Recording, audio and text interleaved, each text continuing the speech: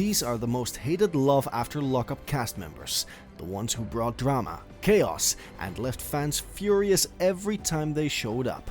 Meet the woman who made fans wonder if anyone could really be this cruel to someone who loved them. From the moment Destiny Folsom stepped onto the screen, she made it clear she wasn't here to play by the rules or anyone's expectations. Her relationship with Shawn Osbourne was rocky from the start. He was the quiet, awkward father of 6 who emptied his savings to post Destiny's $50,000 bond. If she does miss quarters, something does go haywire, the last thing I want to have you do is lose $50,000. I don't want to lose $50,000 either. I think I know her enough to where that I feel comfortable doing this. And my dad was in prison. She was the fiery, unpredictable ex-con who had barely any interest in playing the part of a loyal fiancé. And viewers clocked it fast. This wasn't love. This was chaos waiting to explode. Destiny had a way of flipping the switch in seconds. One minute she'd be laughing and affectionate, the next she was screaming, storming off, or demanding more money. She didn't hide the fact that she was seeing other people. Hello? What are you calling for me now for? You owe me, Shawn. I don't know you. Yeah, actually you do, Shawn. 10 for the ring, 10 for the car. No. The car wasn't hers. The ring, like nothing that she had. She didn't care about Shawn's kids, his feelings, or even his finances. To many fans, she seemed cold, calculating, and selfish. While the show thrives on drama, Destiny brought a level of emotional recklessness that pushed fans from entertained to infuriated. I gotta pay money? It's like a down payment on the relationship, and it's gonna be fine. I can, I guess. So far, I spent $35,000 on Destiny. Phone calls and commissary. What really sealed her status as one of the most hated cast members was how unapologetic she was. She didn't try to fake being in love. She made outrageous demands, consistently accused Shawn of lying, and even tried to keep his car after their breakup. Even when she got arrested again, she didn't seem shaken or remorseful, just annoyed. Well, obviously I know that. I'm not going to do anything to jeopardize me going back. Like, I'm not ever going back. But if I want to drink sometimes, I'm going to drink. I want to have fun. Fans didn't just dislike Destiny, they were angry. Angry that she used Shawn, angry that she seemed proud of it, and angry that she never once seemed to care about the destruction she left behind. While some cast members get redemption arcs, Destiny doubled down every time. I'll still beat the out of you. All right. Do something about it. Listen, Okay? No, stop. We're gonna stop. One at a time, you guys talk, get it out. No, then tell her to quit being disrespectful. Today she remains one of the most talked about villains in Love After Lockup history. Her name is almost always mentioned when fans list the worst offenders. Then there's the charmer who proved that the sweetest smiles can hide the most dangerous lies. When Michael Simmons first appeared on Love After Lockup, he came across as calm, confident, and charming. But it didn't take long for fans to realize that under that cool surface was a master manipulator who left heartbreak and chaos in his wake. From juggling multiple women to lying with a straight face, Michael quickly earned a reputation as one of the most toxic men the show has ever featured. I'm currently on Tether. I just enrolled into school for business, entrepreneurship, so that's been one of my passions. The biggest difference between being in a relationship from in jail. His story with Megan was the definition of messy. Megan believed she was Michael's one and only, even saving herself for him. But behind the scenes, Michael was already married to Sarah and had a child with her. He lied to both women, promising love and commitment while playing them against each other. And he did it all with a smug grin and zero guilt. This went beyond cheating. It was a whole new level of deception. Hour and a half, and you haven't been answering my call. I seen your missed call. And my text messages, and you can't reply. I was on my way. The point is, we had like ground rules when you got here to communicate with me. What made it worse was how effortlessly he kept the lies going. Michael could sit there looking completely unbothered even when caught red-handed.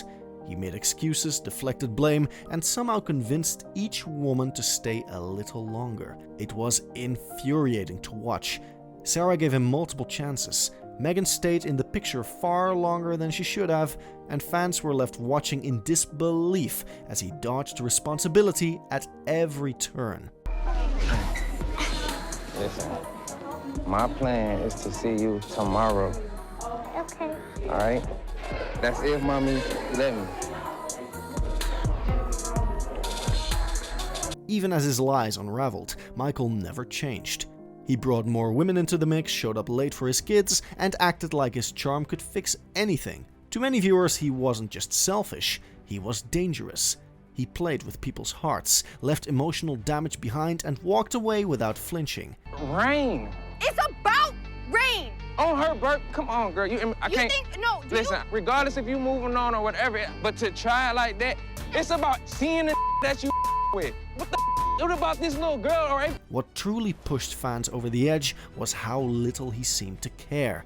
There was never a real apology, never a moment of honest reflection, just smooth lines, half-truths, and a smirk. And while other cast members got called out for their behavior, Michael kept sliding by, acting like he was untouchable. Basically all over the country. I paid for that phone for you to call your kids, but you never answer your phone, you never call.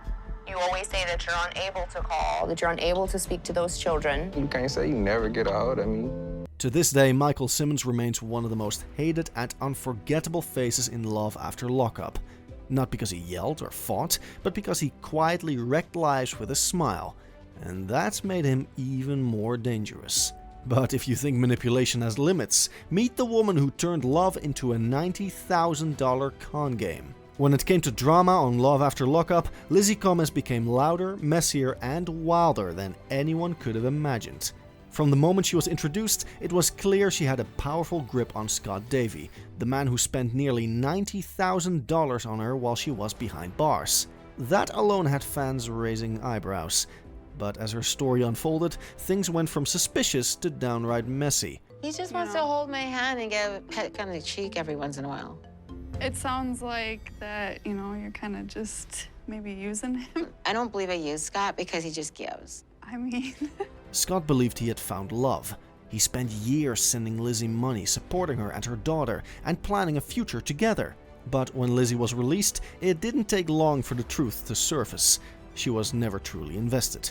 She constantly criticized Scott, mocked his looks, and accused him of lying, even though he had been nothing but loyal. And while she claimed to want a fresh start, viewers saw someone who was more interested in power than partnership. So, Mom. Yes. Are you sure? I love this dress. Could you see yourself walking down the aisle? I could see myself walking down the aisle, yes. Scott waiting there? Lizzie's manipulative nature became more obvious with each episode. She shifted blame, twisted stories, and played the victim when things didn't go her way. Even her own daughter, Jasmine, wasn't fooled. Jasmine called her out for using Scott and warned him not to get sucked in. But by then, the damage was already done. Lizzie had drained his wallet and crushed his hopes, and she did it all while acting like he was the problem. I could never send it to you, and I wanted to give it to you in person. I just wanted to get to know him. Like, let me try and find out what you're about, what you're like, before you, throw rings at me. Why do you guys always throw material at... What made Lizzie stand out wasn't just her lies, it was her attitude. She didn't show guilt or regret. Instead, she flaunted her freedom, flirted with other men, and treated Scott like a backup plan. She acted entitled, demanding constant attention and financial help, even after making it clear she wasn't interested in being with him long term. Feels amazing being on my own. I'm so independent now. I have my own job. Since I've been broken up with Scott, I actually work in a factory. I don't take my clothes off. And just when fans thought she might disappear from the spotlight, Lizzie kept showing up in headlines. From legal troubles to social media fights, she proved that the drama didn't end when the camera stopped rolling. A few days ago, I gave Lizzie my credit card to go shopping, and when I looked at my account this morning, she spent $2,000. I didn't think she was spending that much money, and I think she's using me. Today, Lizzie Gomez is remembered as one of the most manipulative and self-serving cast members in Love After Lockup history. Sometimes the most hated stories are also the saddest, and this one will break your heart while making you angry. Tracy Wagaman's time on Love After Lockup was unforgettable, not just because of the chaos she brought, but because of the heartbreak behind it. When fans first met her, she had just been released from prison and was headed straight into the arms of Clint Brady, a man completely smitten and ready to start their life together. But Tracy had other battles, ones that didn't go away with a wedding ring or reality TV fame. You know, I only have 2 days, and I'm off parole. No more having to Yes! report? No more I don't have to meetings, take no you more anywhere? money, Can't come no into more- our house anymore? None of that. It's done. Oh my God. Oh. I've been in Hobbs for 2.5 months. From the beginning, Tracy's struggle with addiction shaped her entire storyline. Just hours after marrying Clint, she disappeared. Not for a few minutes, for days. And when she came back, she was arrested again. That shocking moment set the tone for what would be a long, painful spiral. Viewers were torn. Some were angry, others were heartbroken, but no one could look away. Found a weed pipe on me. I heard Clint in the background getting arrested. It was just too fast. There was no hiding what I had. Clint kept trying to help her. Over and over again, he gave her second chances, but Tracy's addiction kept pulling her back. She'd clean up and flash a hopeful smile like things were finally changing, only to relapse, vanish without warning, and turn that same love into sudden rage. It was a constant cycle of hope and disappointment, not just for Clint, but for everyone watching. And even though she had moments where it seemed like she was turning her life around, they never lasted.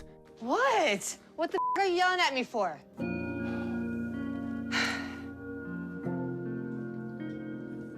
Because you know how I am. What made Tracy's story so tragic was that underneath all the wild behavior, you could see glimpses of someone who wanted more. She was funny, bold, and full of personality, but she was also lost, hurt, and stuck in a battle she couldn't seem to win. Fans weren't just frustrated with her, they were worried. And unfortunately, those fears became reality. Come forward just a little bit. Perfect. You look so beautiful. Welcome, everyone. We are gathered here today. In July 2021, Tracy Wagaman passed away just 1 week after giving birth to her second child. She was only 41. Her death sent shockwaves through the Love After Lockup community. Many fans who once criticized her suddenly saw her story in a different light. Behind the outrageous TV moments was a woman struggling deeply, someone who needed help and didn't get enough of it in time. I was in this little county jail, and it just ate me alive in there. I mean, I'm stressing, my hair was falling out, and the food was just horrendous. Today, Tracy's story stands as a haunting reminder that behind every headline and reality TV moment, there's a real person with real pain. And sometimes, the most unforgettable stories are the ones that end far too soon. Not every villain screams and fights. Some just flex in mirrors and fake their way through boring drama. Max K wasn't wild. He didn't throw tantrums, disappear after weddings, or cause massive blow-ups on camera, but somehow he still managed to become one of the most disliked cast members on Love After Lockup. Not because of what he did, but how he did it. So what I do for a living, I do a lot of different things. You know, I graduated with my master's in biochemistry, but I haven't actually been working in the field lately. I've been doing a lot of social media stuff, modeling, a little bit of OnlyFans as well. At first glance, Max seemed like a solid catch. He was clean-cut, into fitness, had a stable job as a personal trainer, and was all about appearances. Literally, half his scenes felt like audition tapes for an influencer gig. Shirtless workouts, mirror selfies, protein shakes. The guy was more in love with his own reflection than with the woman he claimed to be waiting for. I'm talking to several girls at the moment. One of them is named Tara. She is in Georgia and she is locked up with a possession charge. And the other main one that I've been talking to is named Ironically enough, she is accused for murder, allegedly, but... Max was supposedly in a relationship with Tara, a woman serving time, but she barely made an appearance. And that's where the red flags started flying. Viewers questioned if she even knew she was in a relationship. Max made vague calls, dropped her name often, and kept talking about how serious things were, but she was nowhere to be seen. That led to one big theory: the relationship was fake. With JPay, especially with the phone calls, you can't just talk as long as you want. And on top of that, with JPay, you know, sometimes they even get in trouble when they don't have access to their messaging privileges, and I don't even get to know about that. So Sometimes I'm in the dark for over a week. And even when the show tried to shift focus, showing Max dating other women, pretending to be torn between love and loyalty, fans didn't buy it. His scenes felt scripted. His emotions didn't seem real. It was all too polished, too posed, and honestly, kinda dull. But the worst part? He acted like he was above everyone else. Max gave off major "I'm better than this show" energy, like he was slumming it for some quick fame. Inmates being crazy or violent is honestly unfounded. It's only a small percentage of them, and honestly, one of my best friends growing up went to prison, so I know firsthand that just because you've been to prison doesn't mean you're crazy. That attitude rubbed people the wrong way. While other cast members were messy but genuine, Max felt like he was chasing clout. He wanted exposure, followers, and attention, but without any real storyline to back it up. And fans didn't forget. Instead of being just forgettable, Max became annoying in a different way. He was boring, but cocky, shallow, but somehow still smug. This is just weird. It feels pretty terrible that Tara stood me up on the video chat. Oh, what's going on? We said 1 o'clock, it's 1:15. In the end, Max K didn't explode like the others, but he fizzled out just as fast. And to many fans, he's remembered as a pointless addition to the franchise. Not because he was the worst, but because he brought nothing to the table except gym selfies and fake drama. For a guy with abs and ambition, Max still ended up being one of the biggest letdowns in Love After Lockup history. What's worse than someone who yells? Someone who destroys lives with a gentle voice and a fake smile. Tony Wood didn't show up on Love After Lockup yelling, fighting, or breaking things, but he still managed to become one of the most hated cast members on the show. His calm voice and polite smile couldn't hide the fact that he was manipulative, selfish, and full of excuses. It was the biggest punishment that I could have ever gotten. Okay? That's way worse than prison. That's way worse than anything else. I had to lose you to realize what a piece of shit I was. And his long, messy relationship with Angela made viewers want to throw their remotes at the screen. Angela gave Tony everything. She waited years for him, sent money while he was in prison, and welcomed him into her home the second he was released. In return, Tony gave her lies, cheating, and constant disrespect. He told her he loved her, then turned around and snuck off to meet prostitutes at local motels. And when he got caught, he barely even looked guilty. Angela, I promise to trust you and be trustworthy. Through the best of times and the worst of times, whatever may come, I will always be there. Fans watched Angela forgive him over and over, and it only made things worse. Tony never changed. He kept lying, he kept disappearing, and he always had a new excuse ready to go. He played the victim like a pro, acting confused or overwhelmed whenever he got caught. But deep down, fans knew exactly what he was doing, using Angela for a place to stay, a second chance, and unconditional support. He told me that you're seeing some guy, some inmate? What's that all about, huh? It's none of your business, Tony. So is that true or not? Just leave it alone. It's Leave damn. what alone? Now, boy, you're gonna tell me about this, This is dude. my life, dude, okay? You had your chance. What made Tony so frustrating was how he hid behind his quiet tone and soft voice. He didn't yell, he didn't explode, but his behavior was just as toxic. He gaslit Angela into thinking things were her fault. He promised to do better, then went right back to cheating.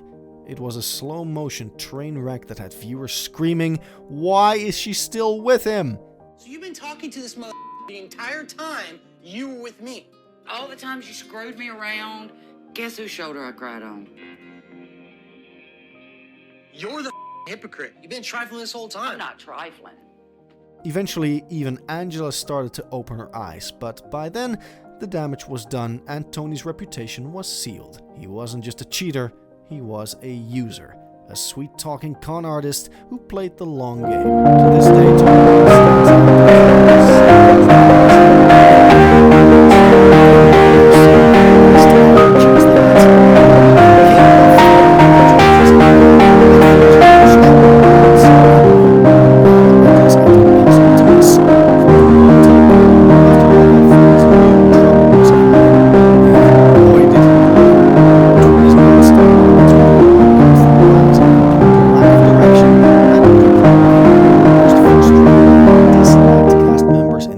history. Some laundry and stuff that, like, maybe we can go put away. I gotta go pick up my laundry in prison, and it's not folded, but here, it's delivered to my room and folded. So, I don't know. I think I like it better here. His relationship with Caitlin started with hope. She was caring, loyal, and genuinely excited to build a future with him. She had waited for him to get out of prison, supported him emotionally, and made real sacrifices to help him get on his feet. But the second Matt was released, his priorities became crystal clear, and none of them involved Caitlin. So, giddy up, cowboy. Here we are. Let's do it. Do what?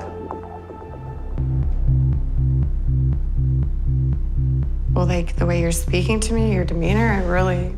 Matt had zero interest in working, changing, or even pretending to be serious.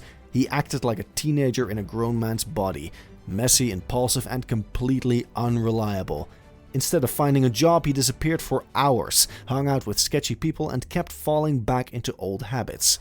Caitlin tried to hold on, but it didn't take long for fans and eventually Caitlin herself to realize Matt wasn't just troubled, he was toxic. Right, but I've heard stories, you know. I'm Day committed one, to day trying two. not to go back. Caitlin has 2 deal breakers for me. If I cheat on her, she's gone.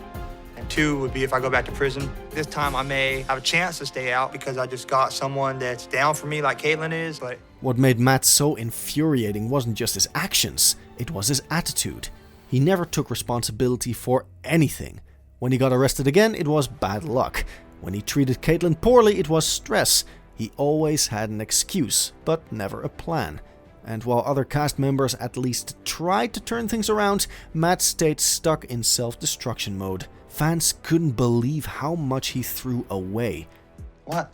I'm serious. It'll be all right. Yeah, I know. I don't need people to do that to me all the time and tell me to settle down and calm down and be all right. It's okay, I know. I'm starting to sound like my mom. He had someone who loved him, a second chance at freedom, and a fresh start, but all he cared about was chasing his next high and dodging any kind of responsibility. His behavior wasn't just disappointing, it was reckless, selfish, and at times downright pathetic. Yeah, here's the thing. I would love to do it for you, and I know this is such a bad part of an interview, but I just got out of prison and I have no clothes. Even after the show ended, Matt's legal troubles kept piling up. From drug charges to stolen vehicles, he continued to prove that change was never on his mind. Finally, meet the man who proved that sometimes you can be your own worst enemy in love. Shawn Osbourne became a Love After Lockup regular, not because fans loved him, but because they couldn't believe how many mistakes he kept making. From the moment he appeared on screen, he gave off desperate energy. A middle-aged man with 6 kids chasing after women just released from prison, throwing away money like it grew on trees, it was a recipe for disaster. And Shawn never disappointed in that department. Out of my way. This car is in my name. I pay for it. His first relationship with Destiny Folsom was an absolute train wreck. Shawn emptied his savings to post her $50,000 bail, despite red flags flying in every direction. Destiny constantly screamed at him, disappeared for days, and openly admitted she was talking to other people. But instead of walking away, Shawn clung to the relationship like it was his last chance at love. Fans weren't just frustrated, they were baffled. No matter how badly she treated him, he kept coming back with more cash, more gifts, and more promises. Putting you on the hook 100%. Okay. So the cost of a bail bond is 10% of the bail amount. So the cost to bail her out of jail would be $5,000. And just when you thought he'd learn his lesson, Shawn moved on to Sarah. Another woman behind bars, another round of lies and half-truths. This time he didn't even tell her how many kids he had, something you'd expect to come up pretty early, but with Shawn, hiding things was just part of the routine. And just like before, he was quickly in over his head. Oh, she's hot. Yes, she is. I mean, I will date a criminal in a heartbeat like that. You know what I mean? Now I know why you're risking everything. Destiny's in jail for escape and drugs, and I don't hold anything against her because, you know... What made Shawn so maddening wasn't just his poor choices, it was how clueless he seemed through it all. He came across as emotionally immature, completely out of touch, and way too eager to impress women who barely respected him. His constant lying, begging, and love-bombing made viewers cringe, and every time a relationship exploded in his face, he played the victim like it wasn't his own fault for rushing into things blindly. I'm sorry they had to walk. You're sorry you did this to me. Well, you should have thought about it before you threw your ring at me and before you just decided to end it all. I should have thought about that before. Like, what did you think was gonna happen? Okay, well, I said it was over because... Even when he wasn't being used, Shawn still managed to cause drama by being dishonest and manipulative. He led people on, kept secrets, and always seemed to be one step away from another disaster. While other cast members were wild or toxic, Shawn was just... exhausting. That's it? Dude, no, that's not gonna work, Shawn. So, What are you thinking? I was thinking maybe like 5 or 10. 1,000? To many fans, Shawn Osbourne isn't just a character on Love After Lockup, he's the poster child of what not to do in a relationship. And after watching him crash and burn again and again, viewers agree on one thing: when it comes to love, Shawn is his own worst enemy. Whether they were toxic, manipulative, clueless, or just downright chaotic, they gave fans plenty to talk about and yell at their screens over. Who do you think was the most hated? Drop your pick in the comments, and don't forget to like, share, and subscribe for more reality TV deep dives.